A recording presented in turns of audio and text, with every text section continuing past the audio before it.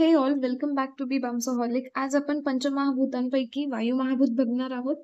व्याख्या ज्याची आहे की वायुत्वाभी संबंधात वायू तर्कभाषेच्या हिशोबाने म्हणजे वायुत्व या जातीशी समवाय संबंधाने असणारा जो द्रव्य आहे त्याला वायू म्हणतात. वायूचे लक्षण दिले आहे. रूपरहित स्पर्शवान वायू.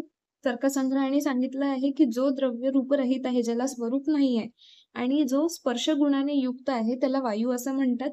स्पर्शाचे 3 प्रकार सांगितलेले आहे: शीत, उष्ण आणि समशीतोष्ण म्हणजेच अनुष्ण शीत. वायूचा अनुष्ण शीत स्पर्श आहे आणि अपाकज स्पर्श आहे. आपण पृथ्वीचा सुद्धा अनुष्ण शीत स्पर्श बघितला होता, परंतु तो पाकज स्पर्श होता. त्यानंतर निरुक्ती.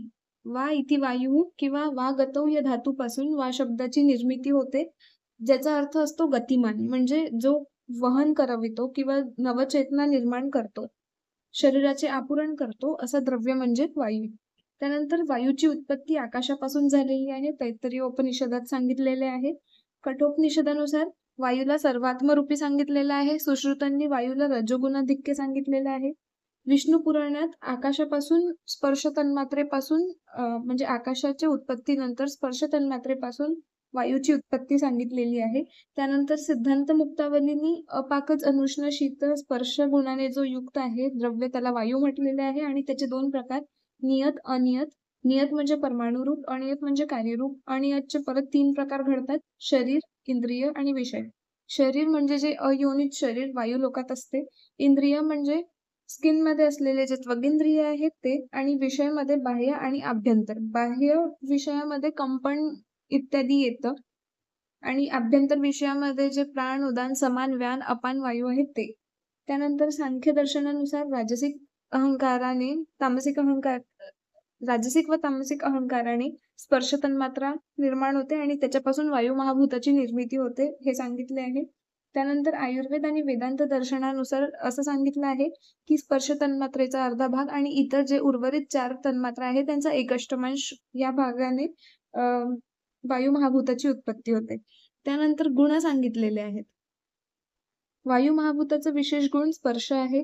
चरकांनी सांगितलेलं गुण चल आहे. भावप्रकाशानुसार गुण वृक्ष आहे. सुश्रुतांनी रजगुण बहुल अग्नी सांगितलेला आहे. त्यानंतर वैशेषिकोक्त गुण स्पर्श आहे आणि प्रशस्त पादोक्त 9 गुण सांगितले आहे, ते म्हणजे स्पर्श, संख्या, परिमाण, पृथकत्व, संयोग, विभाग, परत्व, अपरत्व आणि संस्कार. स्पर्श म्हणजे अपाकज अनुष्ण शीत स्पर्श. संख्यामध्ये आपल्याला माहिती आहे की कुठल्याही महाभूताची जर कारण रूपात संख्या असेल तर ती एक नित्य संख्या आहे आणि कार्यरूपात वायू महाभूताची किंवा इतर महाभूताची अनित्य संख्या असते.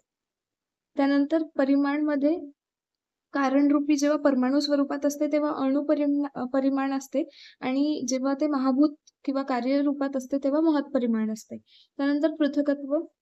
वायू महाभूत उर्वरित 8 द्रव्य आणि गुणकर्मादी पदार्थांपासून वेगळे आहे, त्यामुळे पृथकत्व सुद्धा सिद्ध होते. संयोग. वायू परमाणूच्या संयोगाने वायू महाभूताची उत्पत्ती होते आणि वायू गतिमान असल्यामुळे विविध स्थानांशी संयोग पावत असतो. त्याचप्रमाणे विभाग सुद्धा. जेव्हा परमाणूचा विभाग होते किंवा विघटन होते तेव्हा कार्यरूप म्हणजे वायू महाभूताचा नाश होतो आणि जर आपण स्थानांच्या संदर्भात बोलायचं तर पूर्वीच्या ठिकाणाशी विभाग होतो आणि नवीन ठिकाणाशी संयोग पावतो. त्यानंतर परत्व. प्राणवायू, शरीरातील जो प्राणवायू आहे तो पर आहे, श्रेष्ठ आहे. त्याचप्रमाणे ग्रीष्म ऋतूमध्ये जो नैऋत्य दिशेकडून वाहणारा वायू आहे तो श्रेष्ठ आहे. अपरत्व. प्राणवायू सोडून जे इतर 4 वायू आहेत त्यांना अपर मानलं आहे आणि ग्रीष्म ऋतूमध्ये जो पूर्वात असतो, पूर्वेकडून वाहणारा वायू, तो अपर मानलेला आहे. संस्कार. वायूमधली जी गती असते ते वेग या संस्कारामुळे उत्पन्न होते. त्यानंतर वायू महाभूताचे महत्व आणि उपयोग सांगितलेले आहे.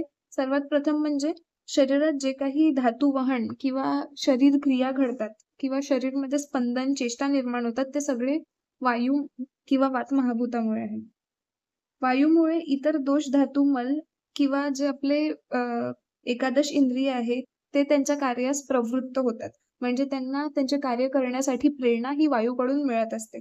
त्याच्यानंतर सुश्रुतांनी वायूला स्वयंभू ईश्वर मानलेले आहे, कारण प्राणी मात्राची उत्पत्ती, स्थिती आणि नाश यासाठी वायू हे कारणीभूत मानलेले आहे.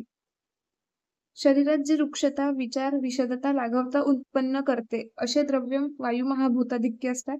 त्यानंतर आपण जे रोगीची त्रिविध परीक्षा बघत असतो त्यामध्ये स्पर्शन परीक्षेचा उल्लेख आढळतो.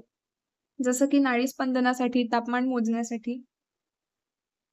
त्यानंतर वायू आणि अग्नीच्या संयोगाने कटुरस बनतो, वायू आणि आकाशाच्या संयोगाने तिक्त रस बनतो आणि वायू आणि पृथ्वीच्या संयोगाने कषाय रस बनतो. अशा प्रकारे आपण वायू महाभूत कंप्लीट केलंय. Thank you.